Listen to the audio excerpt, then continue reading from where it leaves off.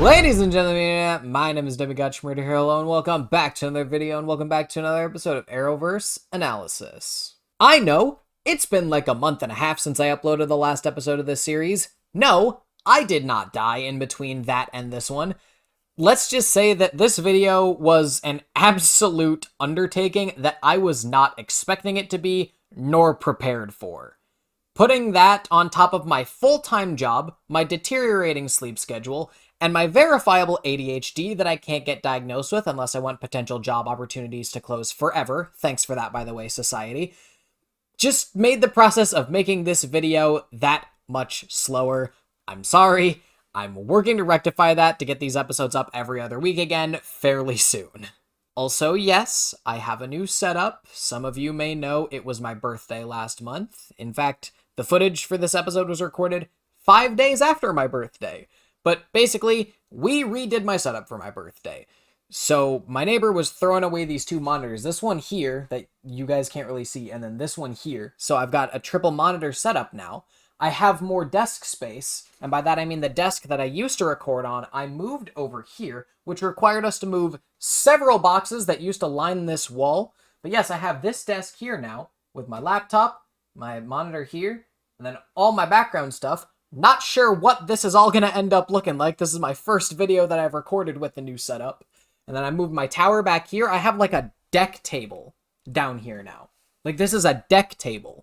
It's huge and it's great. And then I've got all my consoles here and I can actually lay my PS5 on its side now so that the liquid metal processor or the liquid metal cooling system doesn't melt my processor. With that out of the way, let's get into the actual scripted part of this intro. This era of film and television has been characterized by one thing, the emphasis on the connected universe. While the multiverse has been thrust upon us in recent years and immediately tired all of us out on the concept, present company included, the connected universe is something that one generally expects nowadays as the MCU made it so popular. Every superhero thing under the sun is getting some kind of spin-off or otherwise interconnected series in some way. The Boys has Diabolical and Gen V, Adam Eve is getting her own show in terms of the Invincible cast, Knuckles is getting his own show set in the Sonic film universe, and there's even talk of a Nintendo cinematic universe with a Legend of Zelda and Metroid movie being rumored. Hell, Disney Animation even got in on the action, with Wish canonizing all Disney and Pixar animated films into the same universe. But while this is a common occurrence now, just 15 years ago, Marvel was the first to do it. I know it's hard to remember a time when Marvel was actually good at making movies, though for the record, I have enjoyed a lot of the ones that people hated. And you did not need to watch WandaVision, Ms. Marvel, or Secret Invasion in order to understand the Marvels. They actually introduced the new characters from the spin-off shows pretty efficiently in case you don't have a Disney Plus subscription. The Avengers was a cultural phenomenon. The novelty of seeing all of these characters from different franchises cross over and interact with one another was incredible. Seeing Tony Stark and Captain America not just share a scene together, but have a full-on debate about power and responsibility was amazing. And DC clearly wanted a piece of that pie. But DC would need to play catch-up in the film department pretty heavily, and they needed a cheaper alternative, as well as a market that Marvel hadn't cornered yet. So they did the smart thing, and instead of competing with Marvel for the big screen, they captured the small screen. First we got Arrow, and the first 2 seasons were, and still are, genuinely fantastic. Then we got The Flash, which you could argue was at one point the biggest comic book adaptation ever. Sure, the MCU pretty quickly edged it back out, but DC's little universe on the CW was competing with Marvel's vastly higher budgets. And I heard more talk about the Flash CW show in my high school years than I ever did about the new Marvel movie that was coming out in a few months. The Arrowverse was able to compete with Marvel due to its ease of accessibility to DC fans. Why force fans to go to the theater when we could capture them cuddling up on their couch? Why make them spend money to go see Superman and Batman team up on the big screen when the smaller budgets and close proximity of filming can allow characters from Arrow to show up on Flash at any point with relative ease? This is the thing that made the crossovers in the Arrowverse shows so special. It really felt like it could happen at any moment. In other words, DC and the CW captured that true comic book feel better than Marvel. And on that note, today is the original DCCW crossover. And while the Flash episode, Flash vs. Arrow, technically aired first, that is still a Flash episode as opposed to a yearly event like Invasion or Crisis on Earth X. And in short, this is everything that a good crossover should be. Crossovers are about seeing characters from radically different worlds interact and give their unique perspectives on the world. These are the things that the best crossovers do. For example, in the Avengers, we got that famous scene of Steve Rogers and Tony Stark comparing their outlooks on each other and how the world views them. Big man in a suit of armor. Take that off, what are you? Genius, billionaire, playboy, philanthropist. I know guys with none of that worth 10 of you. You know, you may not be a threat, but you better stop pretending to be a hero. Like you? You're a laboratory experiment, Rogers. Everything special about you came out of a bottle. And yeah, Tony and Steve were spurred on by the Mind Stone, but that doesn't change the fact that this is the exact point of crossovers. Crossovers that just have cameos for the sake of cameos are dumb, and the people that make them should feel dumb. So today, we're gonna watch the Arrow episode, The Brave and the Bold. And while I would love to break down this episode by myself, I figured with all this talk about the novelty of crossovers, I wanted some novelty of my own. I didn't want to just watch this episode by myself, so I've recruited another Flash fan to help. So joining me for this breakdown is the Nuzlocke man himself, Kid Ghost. My brain is large! Everyone be sure to subscribe to Kid's channel, by the way. He's an animator, he works on a lot of random projects. I personally really liked his Naruto vs. Sasuke video. I'm not even a big anime guy, but that was just a fun video to watch. He's also doing a Pokemon Ultra Moon Nuzlocke in the near future, which I just know is going to be great. I've reacted to basically all of his Nuzlocks in the past. In his spare time, he's going to be working on this new animated series called Spectrum, which is based on shonen animes like Dragon Ball, but the characters get powers associated with different colors, and it's actually a really cool concept. Kid is overall just a fun guy, and I highly recommend dropping him a subscription and then spamming his comment section with the term Speed Force Lightsabers to let him know that I sent you. Sorry, not sorry, Kid. You know I had to do it to you. If this is your first episode and you're wondering how my rating system works, there's a detailed description down below, along with a link to all my other episodes of Overanalysis, but I encourage that you watch this one first. I'm sure you'll still enjoy it. With that out of the way, let's return to the Overanalysis. Flash writer Grant Godfrey joins Arrow producer Mark Guggenheim for a crossover in the writer's room. Together, they penned The Brave and the Bold, which first aired December 3rd, 2014, and was directed by Jesse Warren, who'd previously directed for both Arrow and Flash. A boomerang-wielding killer named Digger Harkness attacks Starling City's Argus facility, forcing Barry Allen and Team Flash to make the commute to Starling to help stop him. In their efforts, Oliver's darker methods strike Barry as unnecessarily cruel, sparking a debate between the two heroes about how to best use their abilities to save their cities. If this place doesn't belong to the killer you chased to Central City and back, we're gonna have a lot of explaining to do. Okay, so this is Boomerang's place. I can see a tripwire connected to pressurized gas.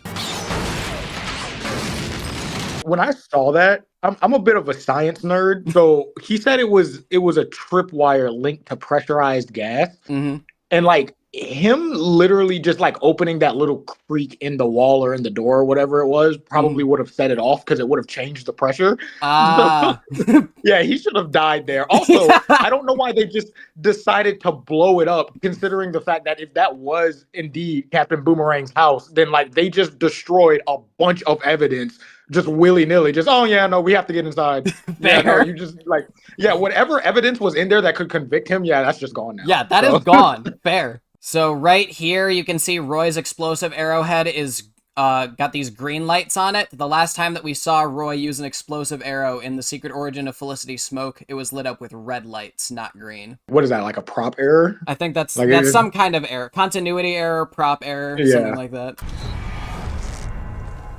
Argus. Man who was killed by the boomerang. He was an Argus agent?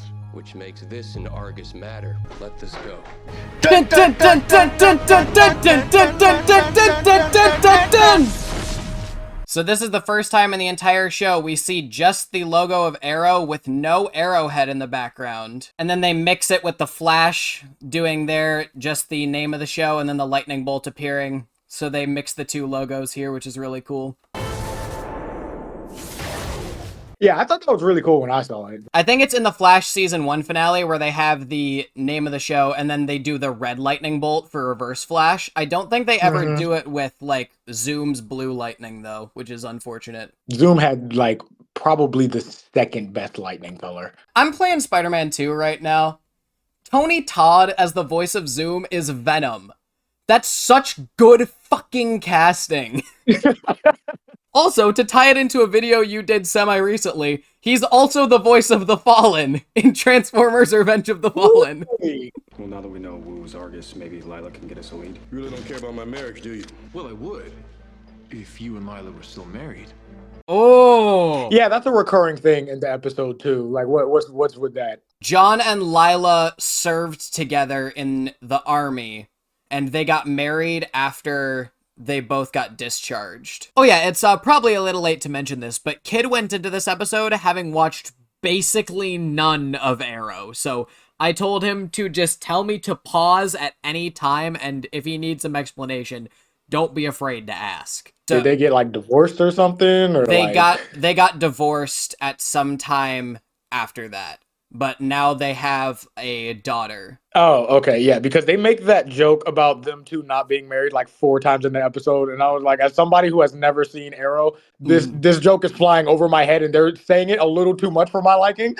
Well, so you can tell that was written by the Flash writers then. Yeah. This episode is written by Mark Guggenheim, who is the head executive producer of Arrow, and Grianne Godfrey, who is one of the Flash's like lead writers for the time. So it's a combination of the Arrow writing crew and the Flash writing crew, and you can tell apparently. Yeah, and that isn't bad because like I much because didn't the Flash get like a new writer? Yeah, I can't stand that guy. You're talking about Eric Wallace! Andrew Kreisberg was the showrunner for the first 3 seasons, and then half of season 4, he was fired for interactions with fans. Eric Wallace was a writer for Flash that was hired on in season 4, and he got promoted to showrunner in season 6. Okay, yeah, because he kind of like ruined it. Yeah, so we then went on to have a like 11-minute long discussion just about the Flash and not really about this episode, so I am going to cut it for time. And it's not the only time that happens in this recording session, by the way. This was a 3.5-hour long call. We talked a lot about the Flash. I genuinely don't know how long this video is going to end up being at this current moment. But you know what? I had a lot of fun recording it, so appreciate you being on the show, kid, even if I do have to cut some of the discussion. This is Katsu Chang. Chang planted an explosive device somewhere in Hong Kong. I need you to talk to him, find out the bomb's location. You want me to torture this guy to find out where the bomb is? I want you to find out where the bomb is. How you do so is of little interest to me. See, here's the thing. That's just how Amanda Waller is. Let me make sure I'm getting the names right. That's the same black chick from like the DC movies, right? Or like the Suicide Squad movies, right? Yeah, the one that's played by Viola Davis. Yeah, like they're just played by 2 different people, but they're just supposed to be the same character. Different universes, but yes. The one in the Arrowverse is played by Cynthia Adai Robinson. And she does a very, very good job, in my opinion. Yeah, she's very intimidating. Yeah, no, that's just how Waller is, though. She genuinely puts no regard on human life. In fact, the Suicide Squad is her idea. She's the one that puts the bombs, not in their necks, in their spinal vertebrae, so that they'll be harder to remove. She doesn't care about human life at all. She just cares about serving her country. That's one of the things that James Gunn actually did a really good job with in his Suicide Squad movie. And Jesus Christ, somebody needed to tell him that characters needed to survive until the end of that movie. So here's another thing with Palmer Technologies. Oliver used to own this building. His family had this company called Queen Consolidated. Ray Palmer bought it at the beginning of this season. They're basically like an advanced technology company. The Flash was the one that was more like super science-y and techy. Arrow was relatively more grounded. Like, yeah, they had the League of Assassins and people with super strength, but it was all more realistic science, for lack of a better word. I guess that's why I like Flash so much, is because like I'm such a science nerd. So like when they made scientific explanations, I was like, oh, that makes kind of sense if I squint at it. Where it's like, it's totally like bullshit science, but at least they bothered to explain it. Yeah, it's like they say concepts, and it's like, I get what you were trying to do with that, but that's not what that concept is. And for all the people at home that are not super nerds like us, this is Cisco, played by Carlos Valdez, and Caitlin, played by Danielle Panabaker. What are you guys doing here? You asked us to analyze the DNA off the arrow that killed Sarah. I was just gonna mail you. We want to see the arrow cave. That's so Cisco, dude. At least he's honest.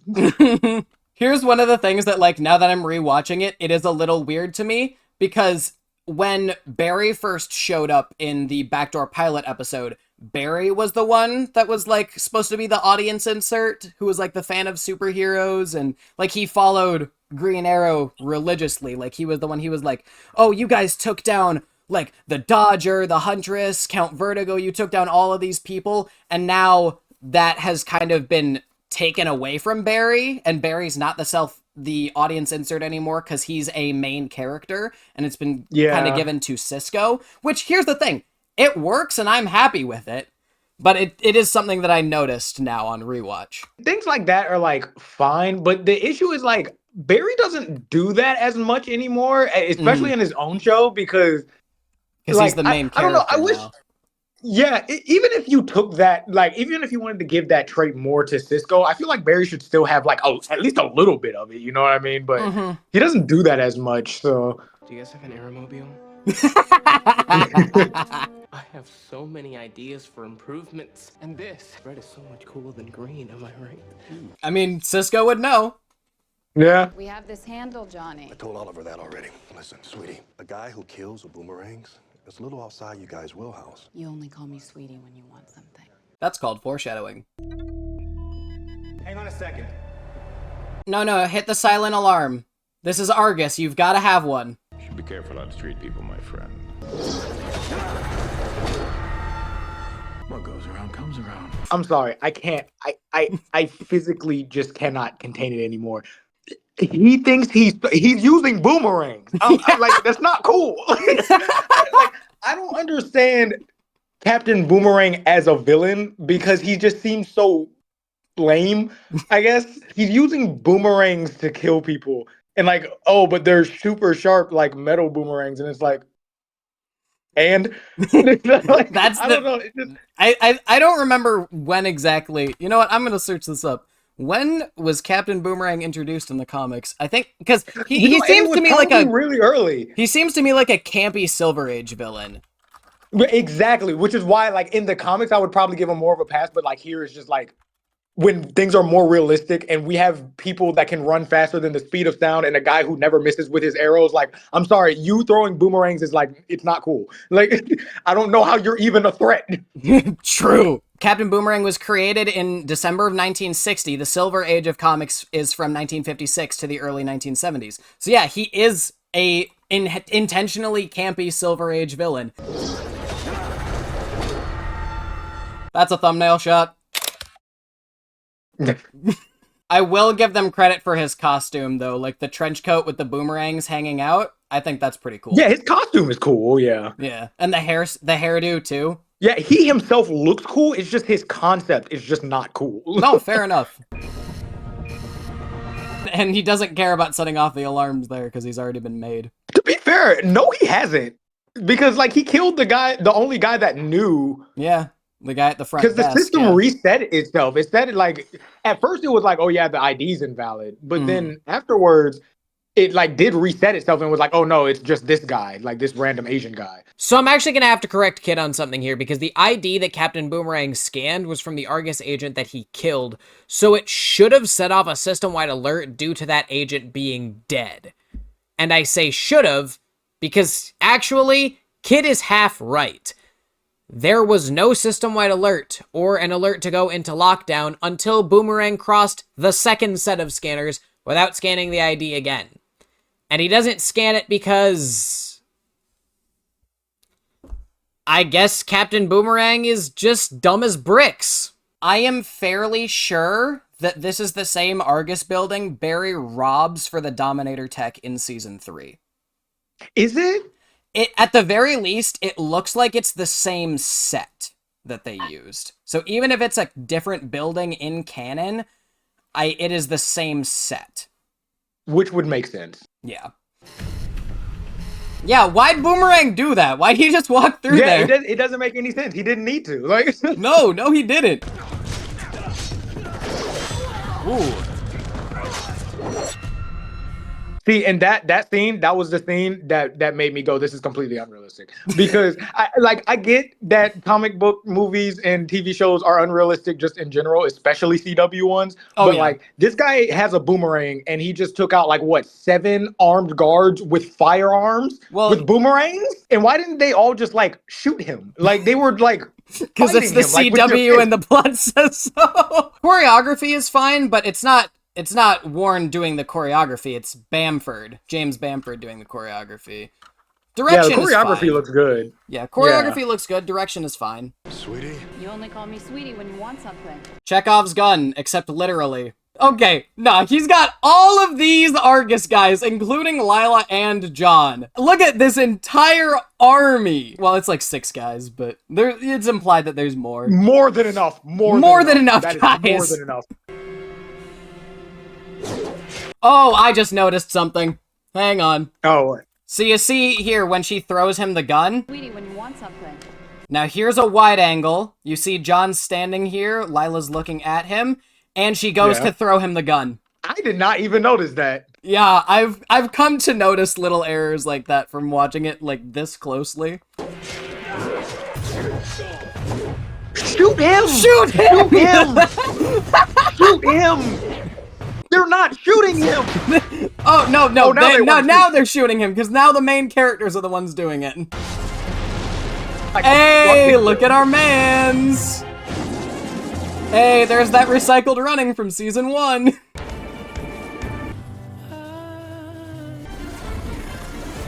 I will say, though, and I don't think many people caught it, or at least I didn't see anyone catch it, at the very opening of the Season 9 finale, the final episode of the show, they actually do a callback to that recycled running. Go, man, go! It's already started in 2049 if it spreads here. I love the CW's, like, effects for Barry. Oh, like, agreed. Because for the Flash movie and just like the Flash in general and like for the DCEU, I don't like their effects for them. I think it looks weird. Part of that is just Ezra Miller's weird stance. Grant, I know, for this show was like they had a professional runner on set that taught him his form and stuff like that. So when Grant's running, it looks real because he was trained professionally for the show. Which is really good because he is like the best. Like when they do those shots of him running like that, like he looks great. Yeah. Like I know he because he said in interviews, like I know he's not actually moving his legs, he's just bouncing up and down, which is really funny. But still, like, he's got the best. form. Yeah.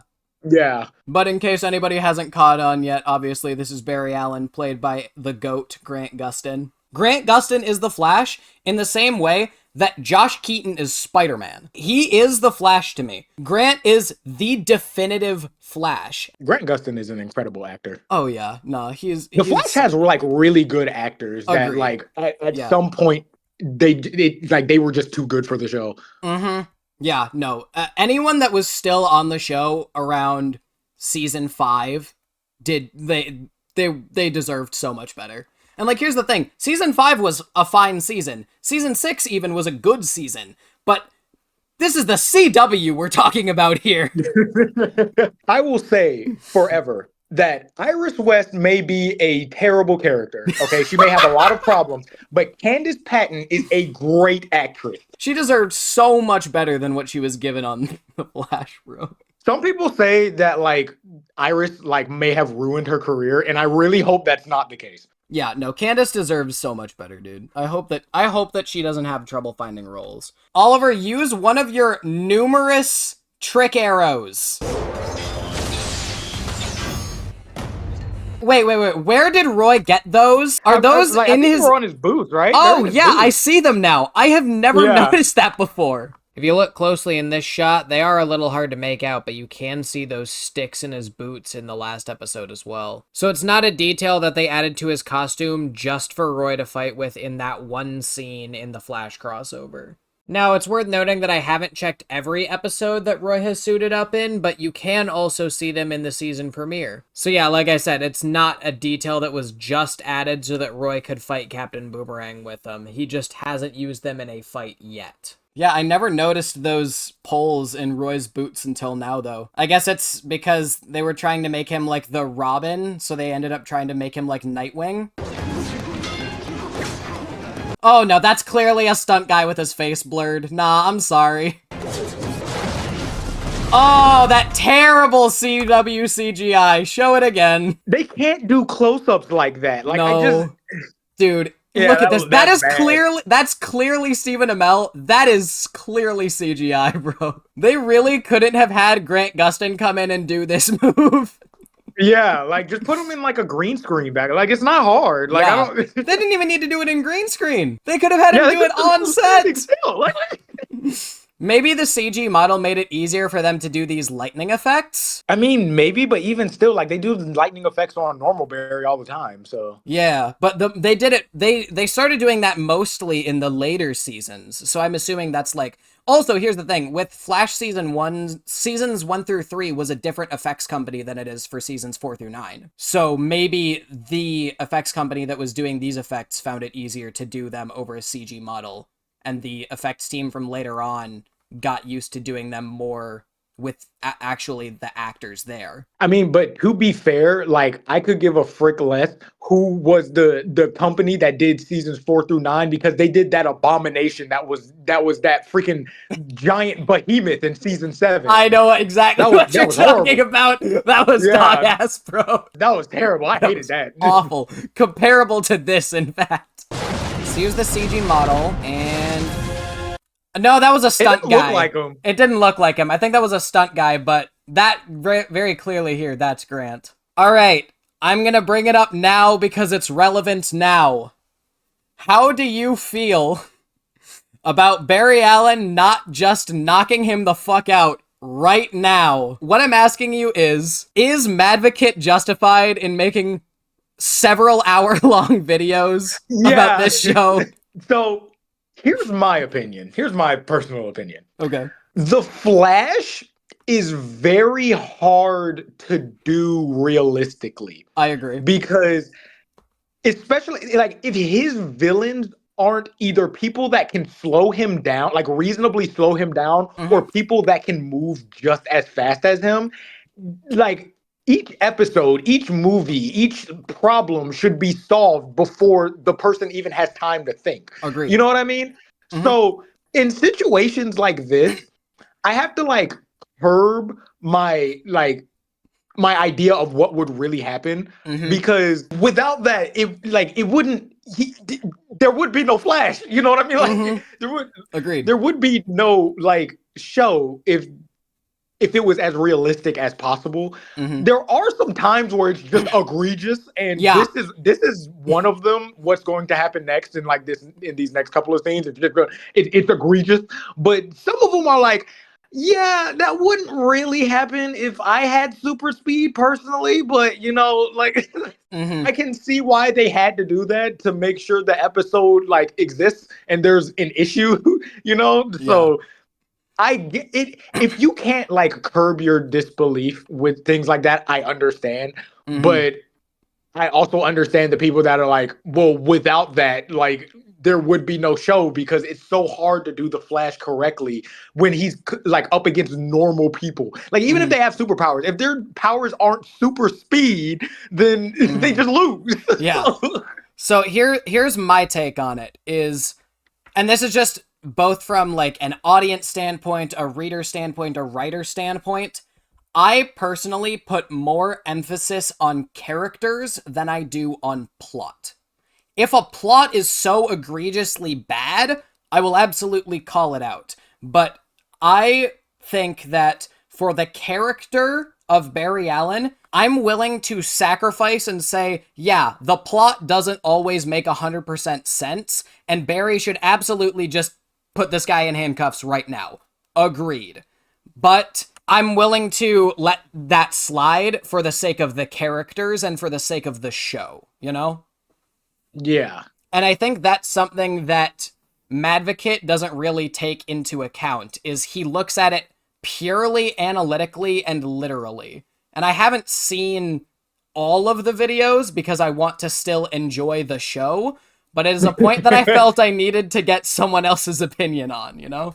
By the way, I should clarify, this is in no way an attack against Madvocate. We just have very different ways of watching the show, and that's okay. I just wanted to bring it up, and I used Mad as the example because he's the one that really popularized the idea of this show just not being well written, at least in terms of its plot and its powers.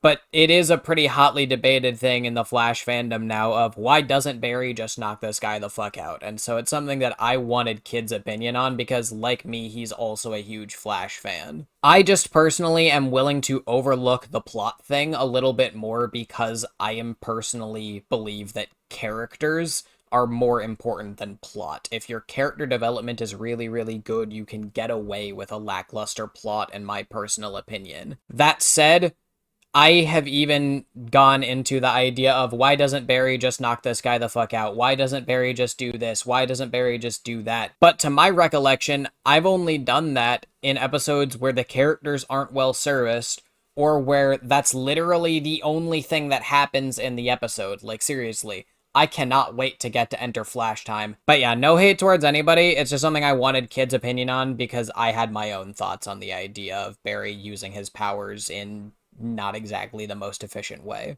All right, Barry, knock him out.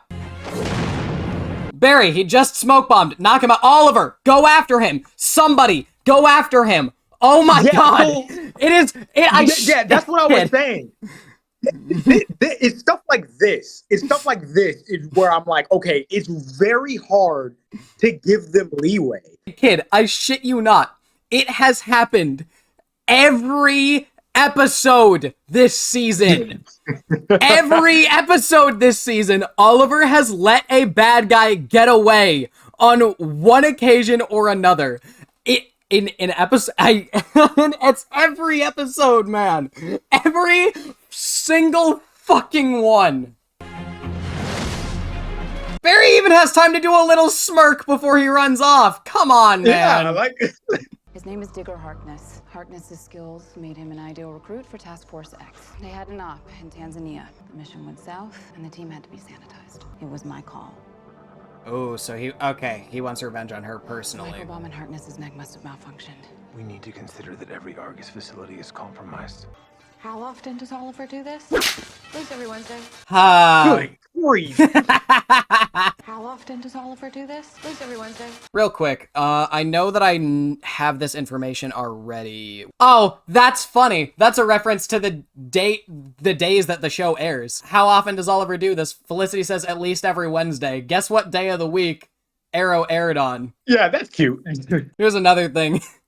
Felicity, last episode we saw Ray doing the salmon ladder as well, and Felicity said, "Oh God, I have a type." What are you doing? We were supposed to be at the press conference 20 minutes. Oh God. Oh God. I have a type. Guess which character that just did the salmon ladder was a love interest for Felicity the first time that he showed up. That I do remember that because when I was previewing the episode, like I was thinking like, wait, was it like Barry and Felicity like going to be a thing at some point? And like, what happened with that? The Arrow writers wanted it to be, and then the Flash writers were like, no, Barry and Iris are the ship in the comics. We're gonna do that. And so they, as early as possible, made it. They cut that off. They were like, no. It's Barry and Iris, not Barry and Felicity. Even though Barry and Felicity have so much more chemistry. Oliver doesn't play well with others. Come on. Barry and Oliver kicked ass last week. If you can raise the bar, Cisco, it counts. That salmon ladder made me hungry for sushi. Hey, Secret identity? They're married. We're not married. Together, whatever. He told her about me. I keep secrets for a living, man. Ah, my bad. I appreciate your help back at Argus, but we have this hand. Cisco! Things work differently here. Starling City is meaner. I seem to remember helping you pretty good last year, and that was without powers. We do this my way. Yes. Barry's excited. We need to reassemble the evidence. It will take some time, but... No, it will not. Literally, he forgot who he was just speaking to. Why the hell don't they have Barry do this shit more often? Yeah. Because that's a creative use of his powers. The Flash writers, especially in like season 4, would just forget that he can do this. One thing that I really appreciated in this episode is how like lighthearted Barry was. Once like season 3 hit, like season 3 like did him bad, and then like he just never recovered. It's like he stopped being fun. You know what I mean? Having like he started, fun, yeah. Yeah, he started being a lot more, guys, it's serious. We can't do this. We have to do this, and blah blah blah. And like he's like, well, I guess fighting your evil future self that's gonna kill the woman that you love, the love of your life, will do that to you. Yeah, and you know, and I get that, but it's just he stops being he stops being the audience insert. He stops letting himself have fun. The show stops letting him have fun. Which is why like people didn't like this. But I'm going to defend it. It was the episode where there is this metahuman that just makes people really, really happy. Barry was like, he came back to Star Labs and he was just like, he had this big goofy grin on his face and he starts break dancing. And I'm like, I missed this. That was like early seasons Barry would just do. Like he wouldn't have to like be induced by like a metahuman power or anything. He would just do it. But like, no, this one has to be like, I don't know. People thought it was like stupid, like, oh yeah, what has the Flash become? He's breakdancing on the floor. And I'm like, this is something he would do in the earlier seasons because he was just like a lot more happy of a hero. See, you know, like now he's just all gritty and stuff. Like he turned into Oliver in the later seasons, and I don't like it. The same people that didn't like that scene in season 7 are the people that didn't like the musical crossover in season 3. And you know what? I actually liked that crossover. I love that episode, dude. It's just fun and low stakes. Yeah, exactly. And that's especially something like from me because I hate musicals. Like I can't stand them. The only musical that I enjoy, like the only musical movie at least that I enjoy is Mulan. Every other like oh, so you must have been real mad about that live action remake. Kid, I just don't understand what the problem is. Have you never seen the movie? I did. What's the problem with it? Then you should know why the live-action Mulan is the worst movie in the history of ever. Babe, name 4 reasons why it's bad. The villain is trash, Mulan herself is trash, Mushu isn't in the movie, and because I said so. That episode, even though I hate musicals, I actually enjoyed watching that episode. It was very fun. It was exactly what the season needed, and it was the most hated episode of that season. This is basically just a long-winded way of Kid and I saying that we do not appreciate what the CW did to our boy. So James Gunn, in the next incarnation of Barry Allen, please, for the love of God, allow him to have fun again. These weren't made by Kaboom Boomerang. Kaboom. Boomerang? That's not your best. If Harkness didn't make them, we need to find out who did. Marcos. You see this collapsible node design? Dead giveaway. That's his signature. We need a location on this. Klaus Marcos. And Cisco just knows that off the top of his head, I guess? Bart Allen, right? You get hit by a bus or something? Barry. It was lightning. How? We worked together on a case last year. That is a crazy response to hearing somebody got hit by lightning. Yeah. Oh, ow. I mean, anyway. He seems fine. Something I didn't actually catch during the episode was that Quentin calls Barry Bart. And I think it might be a bit of a stretch, but that's possibly a reference to Smallville, which had Bart Allen on it as opposed to Barry Allen. And I don't know why, I haven't actually seen the show. But Smallville did finish airing in May of 2011, and Arrow started in October of 2012. So it's the immediately previous DC series on the network, and that's why I think it might possibly be a reference to it. And if I remember correctly, I think that there was also a Green Arrow on that show. Yeah, they did. He was played by Justin Hartley. Oh, that's cool. The guy was also Superman in the animated Injustice movie from 2021. That's such good stunt casting. He's a Superman that kills Green Arrow, and he played Green Arrow on Smallville. That can't not be stunt casting. But yeah, point is, I think that's a reference and I didn't catch it because I didn't watch Smallville. I'm looking to track down a suspect you apprehended last year, Klaus Marcos. What did you arrest him for? He was using some gizmo to steal credit card numbers for the Bratva, Russian mob. Oh, the Bratva. Okay, so Oliver would know all about that. He's got contacts. I cannot believe you're a member of the Russian mob. Former. Oh, yeah, that's right. In season 2, Oliver burned that bridge, trying to get information on Slade. Might be. Apologies for spreading misinformation on the internet. No way! No! You cannot show him doing that and then have him let Harkness get away! God damn it! Heaven forbid he does that with Captain Boomerang, then the episode would be over. But they're even zip-tied! Come on! I had 8 seconds to kill. That's a good line, though. I miss this Barry, man. Yeah, me too. My friend wants to have a conversation with you. He's smiling! You made this for Digger Harkness. What are you doing? Getting information. Where is he? I don't know. He said he doesn't know. He's lying. Here, Harkness gave it to me. It's encrypted. I don't know where he is, I swear. You tortured that guy. I interrogated him. I thought we were supposed to be better than them. This is the entire crux of the episode, and I love it. Barry and Oliver have very different ideas of heroism and very different methods. This is the thing that makes this crossover. Seeing these two interact and have this debate is what Oliver does right. Some crossover episodes are just cameos for the sake of having cameos. I like it when crossover episodes actually have a point.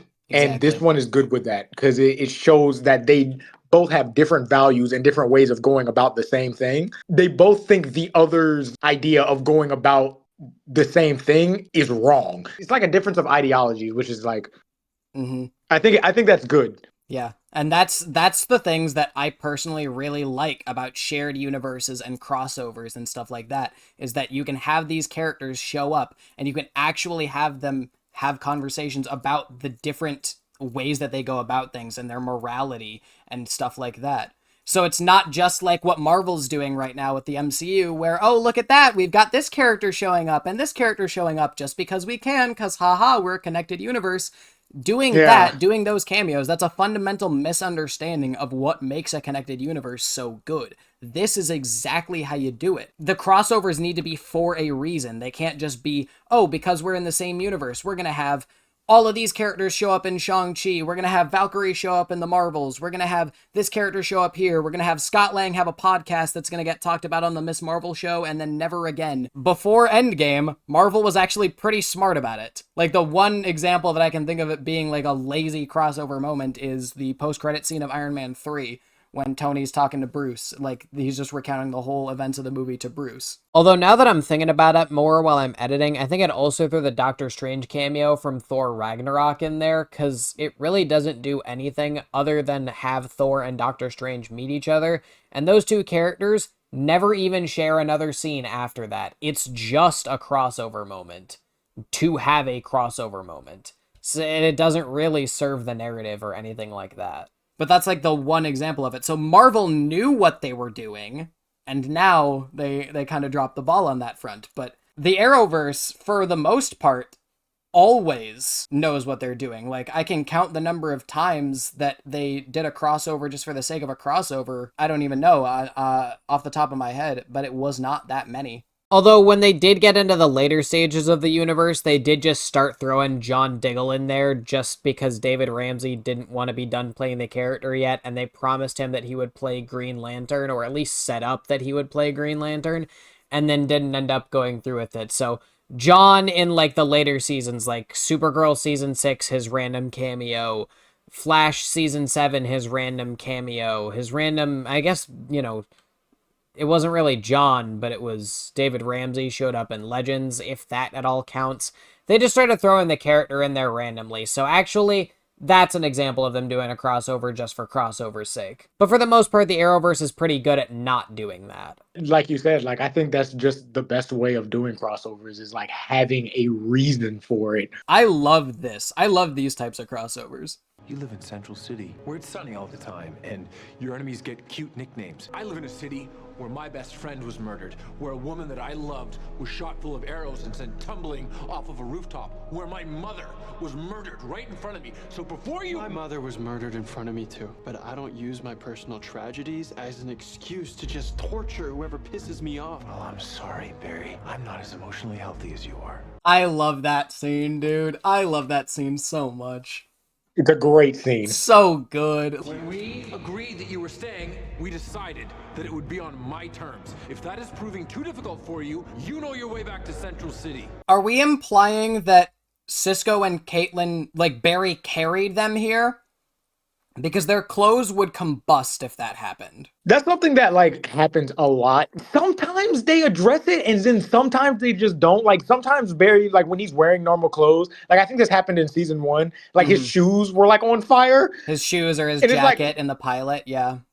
Yeah, and it's like, oh yeah, that would happen. Yeah, and then it just like never happens to anybody else ever again. So see, because I remember it happening with Felicity. And admittedly, that scene didn't really age that well. Matter of fact, just in this episode, he just like ran that like criminal dude that they were just interrogating. Like he ran him to the precinct and he was like just fine. So yeah. The reason in the comics that Barry gets away with it, where like other people don't, is that the Speed Force protects him and what he's wearing. Unless I'm misunderstanding something, which it's entirely possible I am. Yeah, no, like that's always the explanation that they give in the comics. It's the same reason why Barry doesn't literally kill everything by running near light speed in the comics.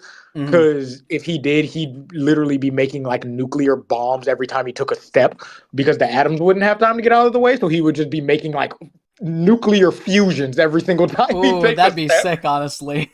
Yeah, but all of that is just like, oh yeah, he has the Speed Force, therefore like it's kind of like negating all of that, which is a you know what, I'm not mad at that explanation because it's comic book magic and that's fine. It's comics, nobody stays dead and nothing makes sense, but it's fun. Yeah, that's why we love it. Everything all right between you and Speedy? Roy? Yeah, we're fine. Oh, so that's funny because in the comics Roy Harper's name is Speedy. He's the Green Arrow sidekick, yeah. The way that they did that in this show is that that's Thea's nickname. It was like her childhood nickname, and then it became her superhero nickname. But in this show, Roy takes the name Arsenal because it's edgier, and it's, you know, we're a darker show. We're not going to have Roy be called Speedy. Although, to be clear, it makes absolutely no fucking sense for Oliver to think of Roy before thinking of Barry when Lila asks about Speedy. The only reason that line is in there is because it's a comic book reference.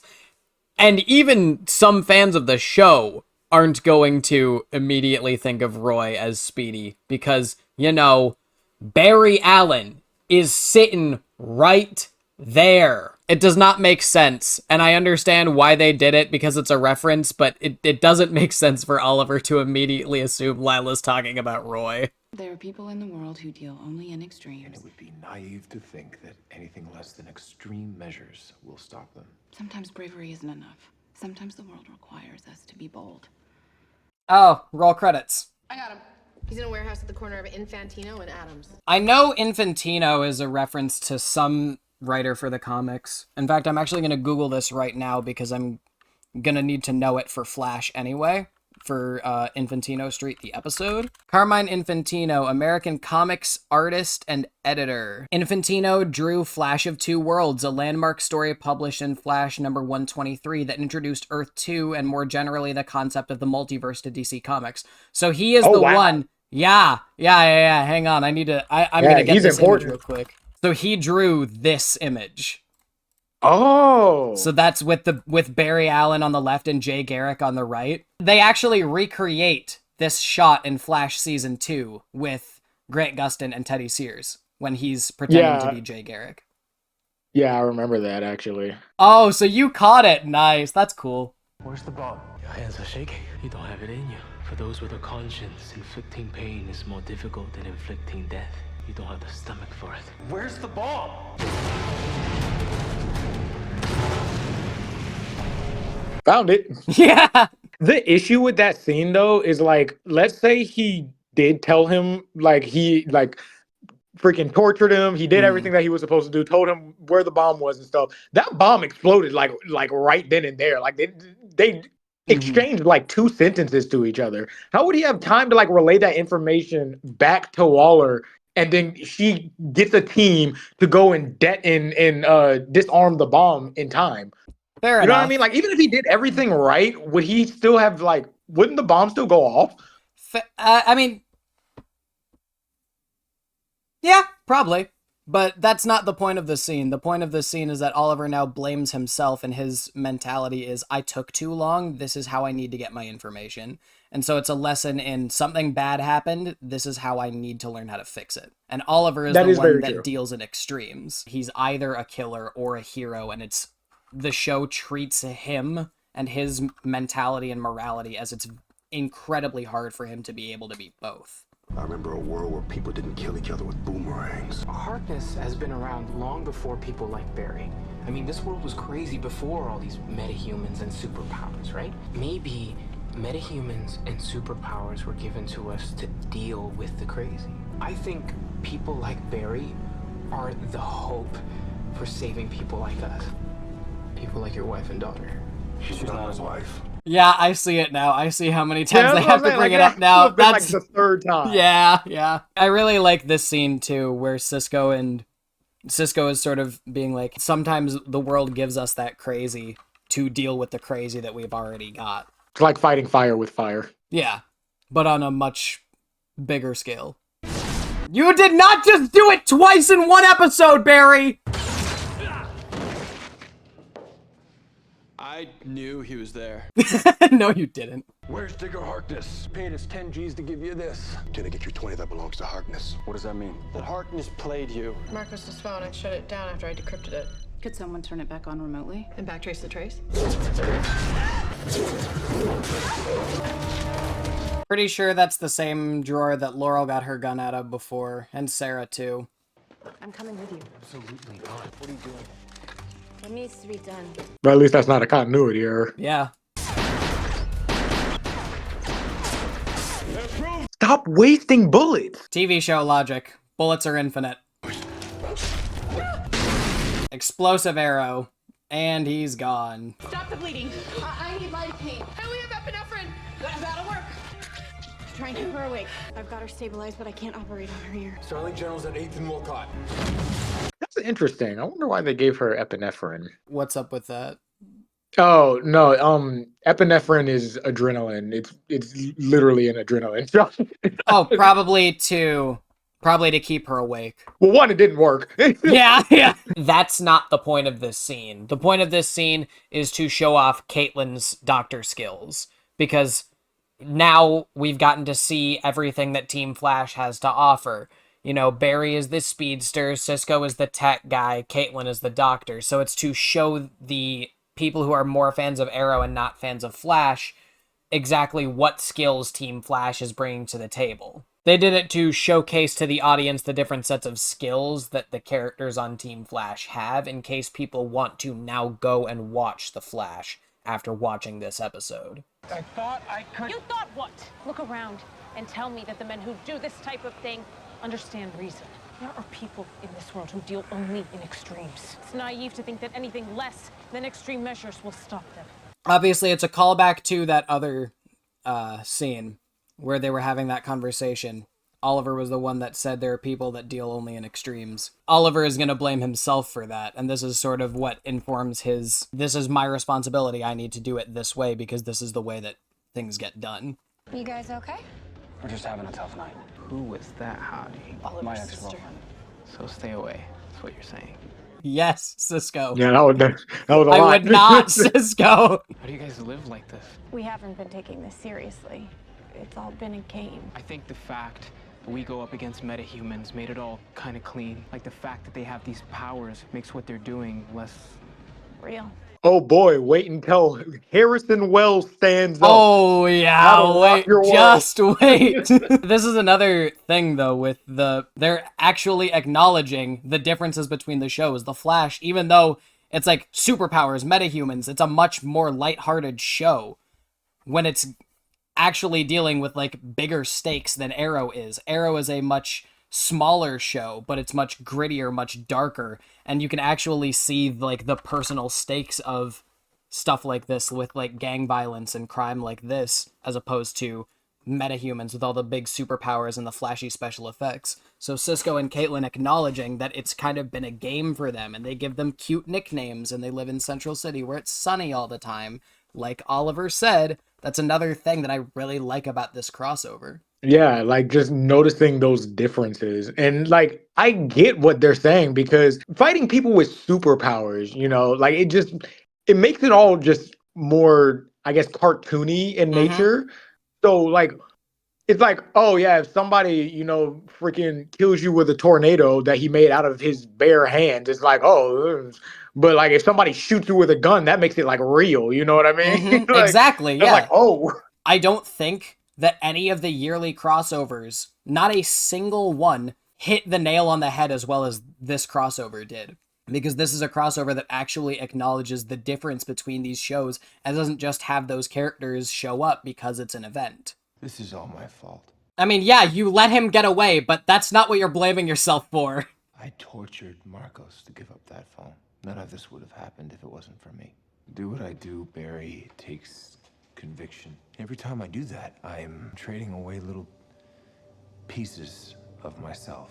The part that I'm trading away is Oliver Queen. And lately I've been feeling like there is nothing left except the arrow.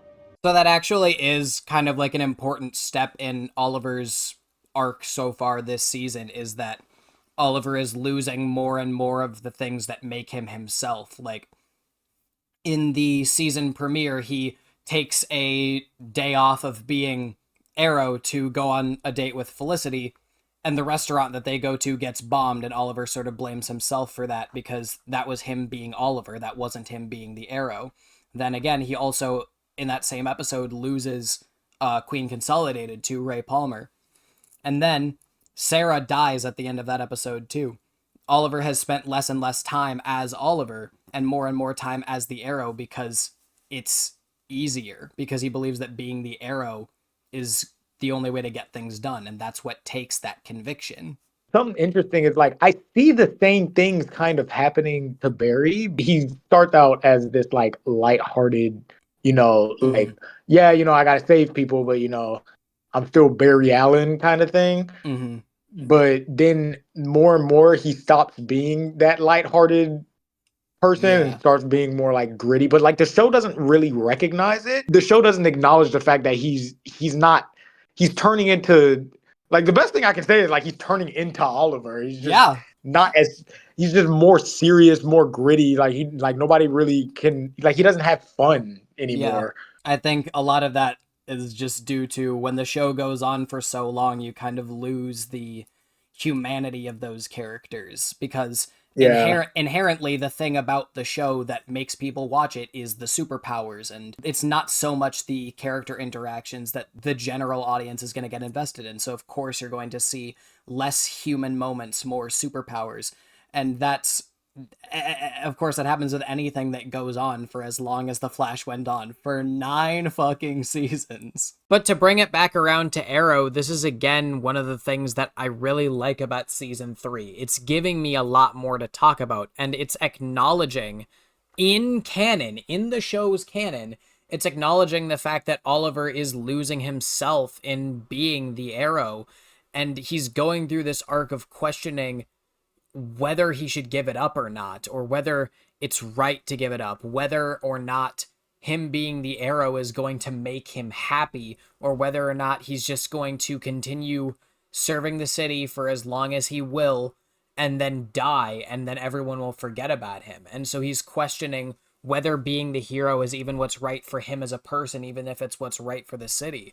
And it's so good and so refreshing to see a show actually acknowledge what they kind of did to their hero and what the superhero show genre did to their hero of, you know, there's so much, we need to put so much emphasis on spectacle and on this, that not only did they write themselves into a corner in the fact that they lost those human moments, but they made the fact that they lost those human moments from the earlier seasons into an actual part of the main character's arc. That's fucking genius. And you really only get to acknowledge it as part of this episode because Barry is so early into his own superhero journey. And so it kind of gives a feel of legacy there, where Barry is this fresh new superhero and Oliver is the more grizzled, experienced one. And Barry is now actually able to teach Oliver, even though Oliver is the one that's intended to be the mentor. It's such a good fucking dynamic between them. And it's something that could only happen with the arc that they've developed for Oliver in this season, and only because they acknowledged the fact that we put so much emphasis on the spectacle. It's so damn good. Fuck me, dude. Is this the episode where I became a season 3 dick rider? I don't think there is such a thing as an Arrow season 3 dick rider, but you know what? I guess I'm proud to be the first one, because this shit right here, this is the shit that gets me. This is the shit that gets me gassed, bro. I love this. Something that is interesting for me is that when I was first watching The Flash, whenever they weren't doing like cool superhero stuff, I kind of got like, why am I watching this show? This is like boring. Like, this is like a boring like soap opera. But like as the show went on, like especially in like the later seasons and stuff, when they were just like chilling out and having fun and like doing like a party or something or a celebration, You started to miss like I was that. like, yeah. So you really took that early season where they did that all the time for granted. Yeah, I have to go back to like those seasons and be like, man, I missed this. Yeah, man. I think you're full of crap. You've convinced yourself that everything you've been through took away your humanity. But I think it's because of your humanity that you made it through. You wouldn't have survived, much less come out the other end a hero, if you didn't have a light inside of you. Barry is right. Because this is something that only Barry could tell him. You need that outsider's perspective. And yeah, I do stand by the fact that this scene really doesn't work without it being a crossover episode. And specifically, it only works because it's Barry being the one having this conversation with Oliver. Because while Oliver, the character, considers Dig and Felicity and Roy to be his equals, this isn't something that's coming from the characters. This is something that's coming from the network. What we have here isn't a character from another show reinforcing a character from the first show. What we have is the Flash, title character of another show, reinforcing and helping the Arrow, title character from the first show. So while the dynamic between Oliver and Barry may be one of mentor-mentee, it's one that the people behind the camera consider to be one of equals, because they're both the title characters of their own show. So I'm not 100% sure if in canon this is the same train station as was shown in the season 2 finale Unthinkable, but it is definitely the same set.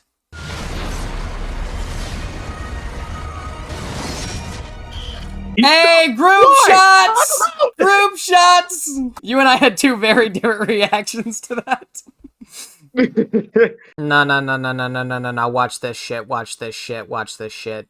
No, Barry runs right by him. God, Barry, fucking Christ, that's shameful! Fuck me being excited about the group shot. Kid is right. That shit's shameful, bro. But you know what? Nah, let me cook for a second. Let's listen to this conversation that Kid and I have about this shit that Boomerang's about to pull.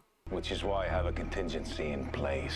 5 bombs planted throughout Sterling. And he uses bombs to tie it into the flashbacks. If you just go in, what if people have a contingency? What if Boomerang set up those bombs around the city? If he didn't set up the bombs around the city, then yes, absolutely Barry is right to just go in and take him out instantly.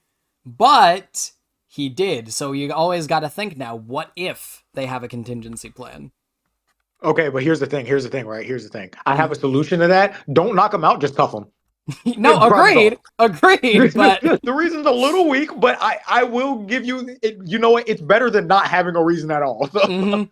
And I think that's kind of the thing, is that, like, they never acknowledge this is the reason, so it doesn't really count, but, like, I'm gonna acknowledge it. Ooh, that's not recycled running. Yeah, this is new. Yeah. Nearest one is behind a restaurant at Faith and Flower. I'm gonna run it out of the city. Barry, wait! We think the bombs might be linked. Press the emblem on your suit. I installed a minicam there last week. Watch that never come up again. Feel like that should be important for that to stay a thing, but yeah, agreed. It's like there's one time where Oliver has like 2 concussive grenades in his compound bow, and they're just never brought up again. They're used once and never again. What the fuck? Why did Oliver stop keeping those in his bow? You have to defuse all the bombs at the same time. You're thinking a multiplex. I can't be in 5 places at once, but I don't have to be. Oh, see, this is just cool. One of those things where, like, this is a good example of, like, a problem that super speed alone cannot fix. Mm-hmm. This is a good problem for the Flash. This is why, like, the team is actually important. It's not just because, oh, we have this many actors getting paid to be on set, let's give them all something to do. No, it's for situations like this. This is the reason superhero teams exist. For stuff that one hero can't handle on their own. It doesn't matter how fast Barry is, he hasn't gotten flash time yet, he literally cannot be in 5 places at once. He needed the team in this moment. Once they introduced flash time, they ruined the show. I hate that flash time exists, man. I hate it so Yeah, they should much. have never done that, because that was probably one of the worst decisions they've ever made. I have never met someone that actually agreed with me on that. Real quick, who wrote that episode? Todd Helbing and Sterling Gates. Helbing, I know, was a showrunner at one point and then went on to work on Superman and Lois. What about Sterling Gates? Oh, wrote the Mr. Mxyzptlk episode of Supergirl. I actually liked that episode. Just joined Flash in season 4. Yeah, that makes sense. Obviously, you know more about the comics than me. Is CW Barry the fastest Barry in in all of DC because he has flash time? Maybe. I know he's definitely not faster than comic book Wally West. Wally West is he is a behemoth. Like, I think my favorite thing to bring up with like comic Wally West is he raced a teleporter from the center of the universe back to Earth and won. Like, that's insane. That's stupid. That's so dumb. Yeah. So he's not faster than like prime comic book Wally West, but he might be faster than prime Barry Allen. That's I don't know funny. for sure, That's so funny. Yeah, it was insane. Just because of flash time. Oh, I fucking hate flash time. Oh, look, her shirt didn't burn off. Yeah, they just do whatever they want with that, honestly. Yeah. Like, whatever's convenient. Again, that particular scene did not age too well. 1, 2, 3. Oh, screw you, Captain Boomerang. You think you not killing me makes you strong? It means I have some humanity left. You just couldn't resist, could you? Hey, look at that. We got Oliver smiling. That rarely ever happens. See, one of the things, and I brought this up a couple episodes ago too, one of the things that I really like about this era of superhero television is that you would have these subplots that happen in the episode that then ties into like the core focus of the episode. And I miss when shows used to do that, because even The Flash stopped doing that. Like, they brought it back like with season 6 with the Bloodwork storyline. Outside of that, I think they stopped doing that with Flash villains in like season 4. And that's early in the show. This is why I love Villains of the Week and wish that they would get brought back and we didn't just have like 13 episode, just one plot serialized, because everything's doing that now. We need Villains of the Week back for this reason, so that the Villains of the Week can teach our heroes something, so that those plots, the A plot and the B plot, can get woven together. We just don't have that anymore. Yeah, in the later seasons of The Flash, they really did just stop having villains of the week. Like every episode forwarded like the plot of the main villain. Yeah. Like especially like in season 1, right?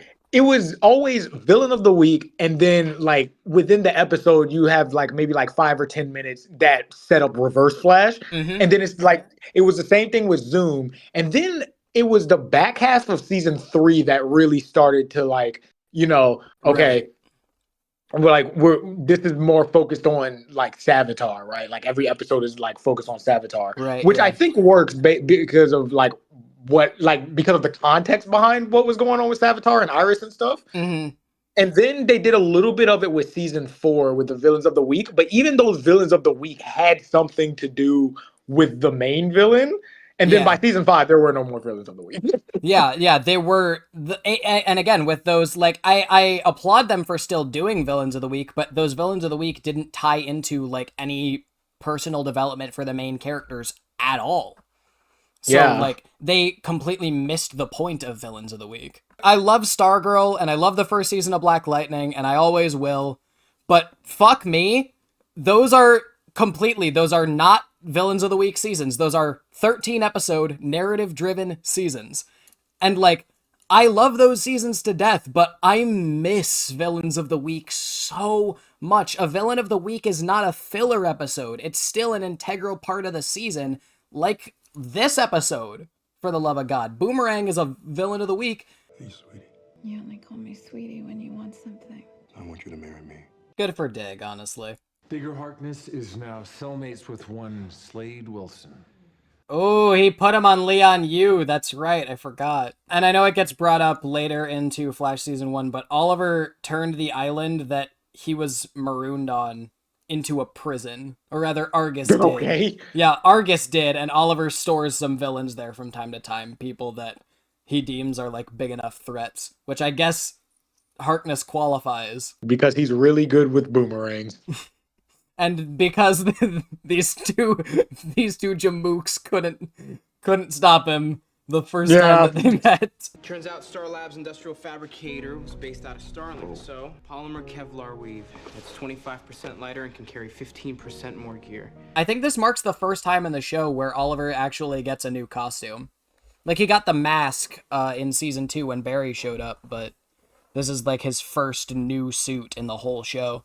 So you see these leaves back here? That's a fern. It was in the first episode and the last episode that I watched, and it hasn't been in anything in the rest of the season, but they made a point to put it in the base. And so I looked for it every single episode, and I just noticed it here. That's interesting. Yeah. It only really... I made a theory that it only showed up in the premiere and the Cupid episode because those are the episodes that are... like, they focus on Oliver and Felicity's relationship. But I guess, it showing up here kind of breaks that theory. But again, it didn't show up in episodes 2 through 6. So maybe it had some validity up to that point. But I'm pretty sure that it was just like, this is a crossover. We're going to go all out with the attention to detail. Either that or they just forgot to put it in there. It's entirely possible they could have just forgot. I mean, they forgot that Starling City doesn't have a subway system anymore in the last episode, so... This is Li Quan Hui. You work for China White. Chen Na Wei. And he knows her agenda here in Hong Kong. See, he's actually plot relevant because I'm pretty sure he makes the Alpha Omega bioweapon that they use later in this season. You can't expect me to believe that you don't want to know, once and for all, who would win. You mean if you don't shoot me in the back? You gotta get over that, Barry. Okay, I have superpowers. You have arrows that run out. I have strategy and tactical awareness. When I'm fighting you, it's literally like you're standing still. All right, it's finally time to ask, who wins? Who if there's money being put on this fight, Oliver Queen versus Barry Allen, who are you putting money on, kid? Here, I'll start with this. Barry wins no diff. If he is like actually wanting to get it over with, you know what I mean? Like, I think the issue with Barry is like, I don't know if you've seen JoJo's Bizarre Adventure. How do you beat somebody that can stop time? You don't, right? Don't. Like, you can't do anything and stop time. You know what I mean? Like, their power is so like unbeatable that the writer has to write in a flaw that the character has that makes them beatable. Mm-hmm. And so in Dio's case, the guy that can stop time, in his case, like he's just very like he monologues a lot. He's very overconfident. He like to play with his food like before he actually kills people. You know what I mean? Barry's kind of the same way, where like he's like if he thinks he can win a fight easily, he gets very overconfident, very arrogant. And that's the exact same reason why Oliver got the best of him in the last crossover, like with shooting the arrows in his back, because simply just stopped using his super speed to like brag in Oliver's face, hey, look, I caught your arrows. You know what I mean? Yeah. Like if he kept using his super speed, he wouldn't have gotten shot in the back. So it depends on if Barry won. Now, at the end of this episode, it looks like Barry is running straight towards Oliver to end the fight. And if that's the case, Oliver just loses. You know what I mean? Like there is nothing, like he literally says, when I'm fighting you, it looks like you're standing still. You can't fight that. You can't fight that. So it depends on if Barry is like as arrogant as he was when he fought him the first time. Yeah. And if he's learned his lesson and is like, okay, I'm just going to end this fight quickly, there's no way Oliver can win. Like, I'm sorry. Like he says, I have strategies and I have whatever. And it's like, that doesn't matter if you physically don't have time to think of the strategies. Barry is not going to give you time to think. It's a condition of, it just depends on if Barry wants to frick around or not. If he does, then Oliver has a chance. If he doesn't, and he just wants to end the fight and show Oliver that he could literally no-diff him if he wanted to. Yeah. So here's my take on Barry versus Oliver, or specifically this Barry versus this Oliver. No matter who you think will win, you are right, and it is no diff. Barry is, in canon, the most powerful mortal character in the Arrowverse.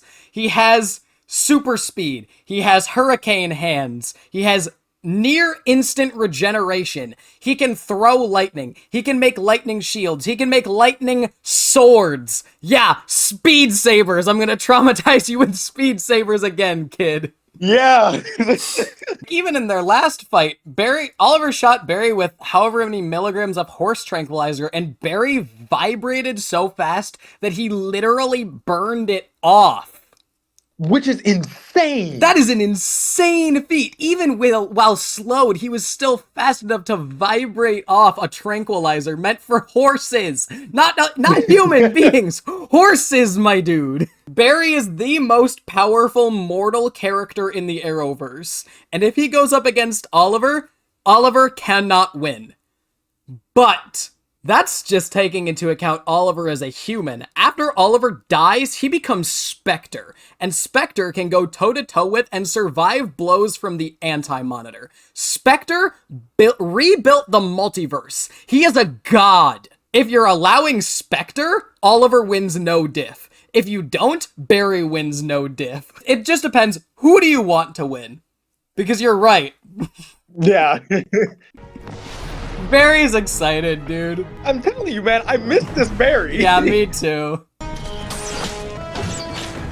You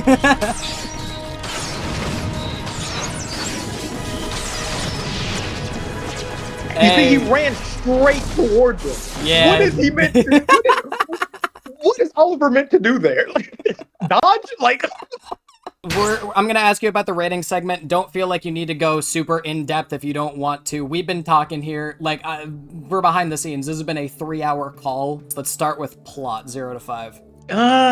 In case you're, like, stuck between two numbers, I mix themes in with plot. Well, then, in that regard, it's like a 4 out of 5. What about characterization? What would you say? 5 out of 5. It's great. It's perfect. Every character is good. Agreed. I liked every character. Visuals. Like a 2.5, maybe like a 3 on a good day. Because it was that CGI shot that did it for me. It was like, yeah. Ooh, take that shot out of the episode. The rest of the episode looks just fine. Importance. You're probably not going to have like as good of a gauge because I know you're not an Arrow guy.